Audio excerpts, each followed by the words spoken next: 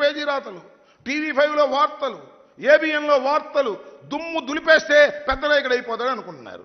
నేను అడుగుతానయ్యా, చంద్రబాబు నాయుడు గారు అంత బాగా విజయవంతమైతే మీ అబ్బాయి ఒకటి చేత పెట్టచ్చు, నువ్వు కూడా కలిపి పెట్టచ్చు, బాలకృష్ణ ఎందుకు? అంతకన్నా మించి కాస్ట్లీగా ఉన్నటువంటి మీ దత్తపుత్రుడు యాంకరింగ్ ఎందుకు అని అడుగుతా ఉన్నా. ఇవాళ దత్తపుత్రుడు యాంకరింగ్ గురించి చెప్పాలి. ఇక్కడ ముందు పాపం అడిగారు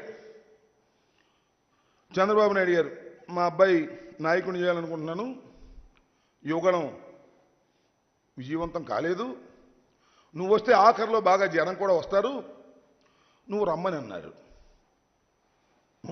అన్నాడు ఆయన. నేను రానన్నాడు. ఎందుకు రానన్నాడు తెలియదు. మళ్ళా ట్రై చేశారు. ఎవరి ద్వారా? నాదెళ్ల మనోహర్ గారి ద్వారా.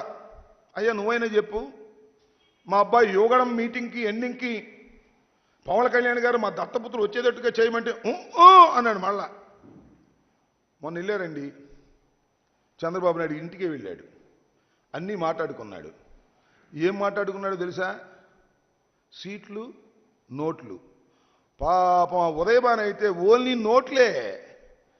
మన యాంకర్ అయితే పవన్ కళ్యాణ్ గారికి నోట్లు, సీట్లు రెండు కావాలి, రెండు మాట్లాడుకున్నారు.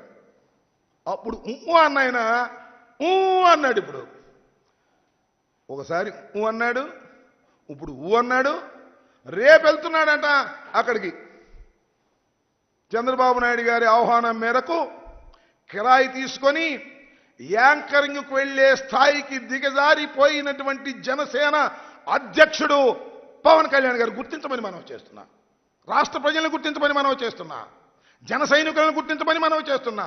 ఒక అసమర్థుడైన కుమారుణ్ణి కనకపు సింహాసనమును ఎక్కించాలని ఒక శునకాన్ని ప్రయత్నం చేసే విధంగా తండ్రి ప్రయత్నం చేస్తుంటే, ఆ ప్రయత్నాన్ని ఈ శునకాన్ని కనకపు సింహాసనమును ఎక్కించేందుకు మన ప్రబుద్ధుడు జనసేన పార్టీ అధ్యక్షుడు వెళుతున్నాడయ్యా. మీ స్థాయి అది. చివరికి అసమర్థుడైనటువంటి లోకేష్